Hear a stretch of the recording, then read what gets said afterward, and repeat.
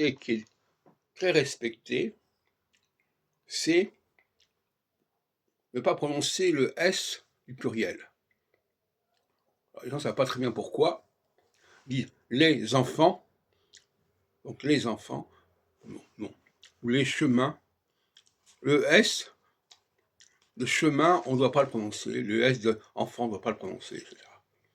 C'est une règle étrange, que j'appelle une règle polyphonique particulière, c'est-à-dire il y a des termes écrits qui ne doivent pas être prononcés, des termes écrits qui doivent être prononcés, on ne sait pas très bien. Bon. En tout cas, cette règle-là est fondamentale.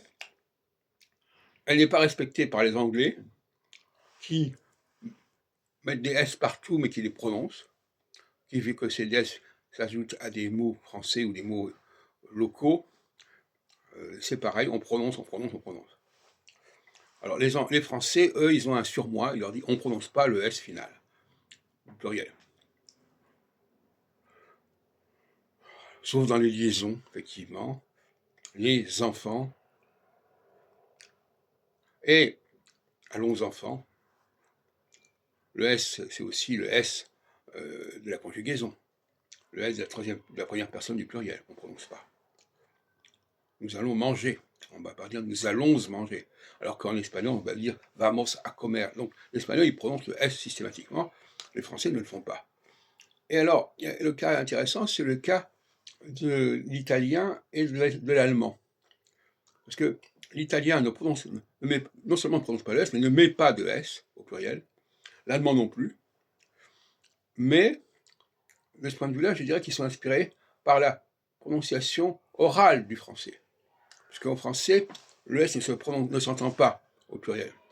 Et donc ce sont des langues qui ont été impactées par un français oral, alors que l'anglais aurait été plutôt impacté par un français écrit. On peut dire ça comme ça. Ce qui revient à ma théorie selon laquelle le français serait la matrice majeure des langues en général. Ce serait une langue révélée en quelque sorte. Je crois qu'on peut pas le comprendre autrement.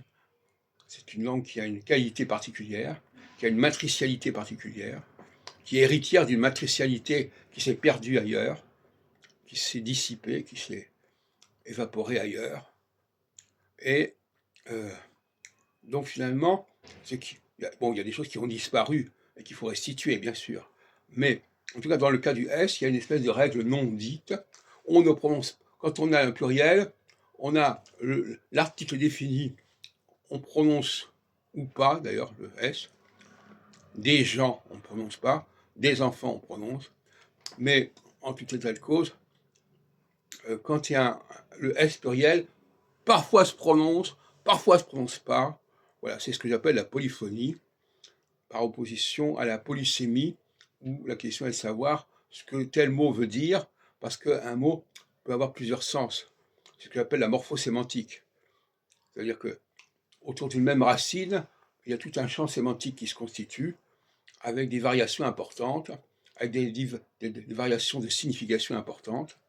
Et souvent, les gens qui apprennent le français, qui l'apprennent mal, ils ne retiennent qu'une seule signification du mot, de la racine, alors que c'est un ensemble de mots, un ensemble de significations. Et concernant... Alors il y a un problème, le français n'est pas une langue rigide. C'est ce qui d'ailleurs égare les gens. Ce n'est pas une langue rigide. On ne sait jamais exactement comment un mot se prononce. On ne sait pas jamais exactement ce que signifie un mot, parce qu'il peut avoir plusieurs significations, tout comme le mot écrit peut avoir plusieurs prononciations.